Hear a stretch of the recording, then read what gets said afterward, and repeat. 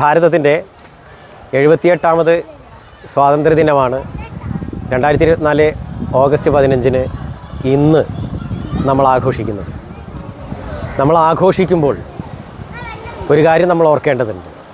നൂറ്റാണ്ടുകൾക്ക് മുമ്പ് നമ്മുടെ പൂർവികരെ വർഷങ്ങളോളം അടക്കി ഭരിച്ച ബ്രിട്ടീഷുകാരിൽ നിന്ന് സ്വാതന്ത്ര്യം കിട്ടുന്നതിന് വേണ്ടി തൻ്റെ ജീവിതകാലം മുഴുവൻ ഭാരതത്തിന് വേണ്ടി സമർപ്പിച്ച മഹാനുഭാവനായ മഹാത്മാഗാന്ധിയെ നമ്മൾ ഓർക്കേണ്ടതുണ്ട്.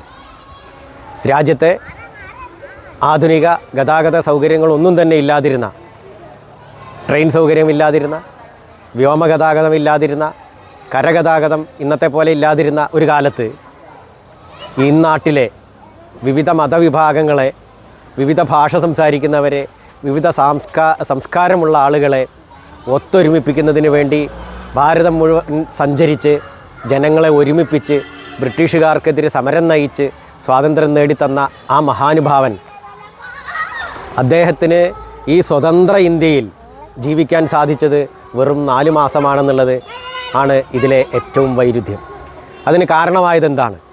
എല്ലാ മനുഷ്യരെയും ചേർത്ത് നിർത്താനും ഒരുമിപ്പിച്ച് നിർത്താനും ശ്രമിച്ച ആ മനുഷ്യനെ ഒരു വിഭാഗം ത്തിൻ്റെ പ്രതിനിധിയായിക്കൊണ്ടൊരാൾ, നാഥുറാം വിനായക് ഗോഡ്സെ, വെടിവെച്ച് കൊല്ലുകയാണ് ഉണ്ടായത്.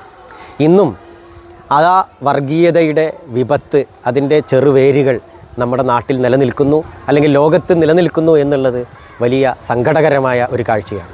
നമ്മുടെ തൊട്ടയൽ രാജ്യമായ ബംഗ്ലാദേശിൽ പോലും ഒരു ചെറിയ സമരത്തിൽ നിന്ന് ആരംഭിച്ച് കലാപത്തിലേക്ക് നീളുകയും ആ കലാപം മനുഷ്യരെ വിഭജിക്കുന്ന രീതിയിൽ നടക്കുകയും ചെയ്യുന്നത് ഇന്നത്തെ ആധുനിക പരിഷ്കൃത സമൂഹത്തിന് വളരെ അപമാനമാണ്.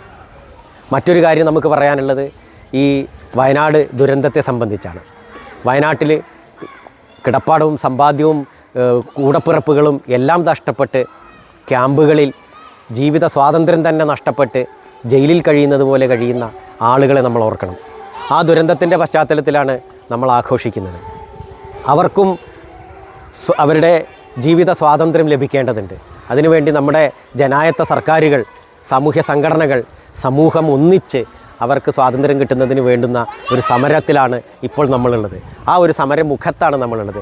അവർക്കുള്ള കാരുണ്യ പ്രവാഹമാണ് നടന്നുകൊണ്ടിരിക്കുന്നത്. അപ്പോൾ എനിക്ക് ഈ സ്വാതന്ത്ര്യ ദിനത്തിൽ നമ്മുടെ സമൂഹത്തിനോട് പറയാനുള്ളത്, നമ്മൾ ഒരുമിച്ച് നിൽക്കണം. എന്നാലേ സ്നേഹം കളിയാടുകയുള്ളൂ, അവിടെ സമാധാനം ഉണ്ടാവുകയുള്ളൂ, അവിടെ സന്തോഷം ഉണ്ടാവുകയുള്ളൂ. ഒരു പരിഷ്കൃത സമൂഹത്തിലാണ് നമ്മൾ ജീവിക്കുന്നത്. അല്ലെങ്കിൽ പുതിയ പുതിയ പരിഷ്കാരങ്ങളിലേക്കും കണ്ടുപിടുത്തങ്ങളിലേക്കും ജീവിത സൗകര്യങ്ങളിലേക്കുമാണ് നമ്മൾ പോയിക്കൊണ്ടിരിക്കുന്നത്.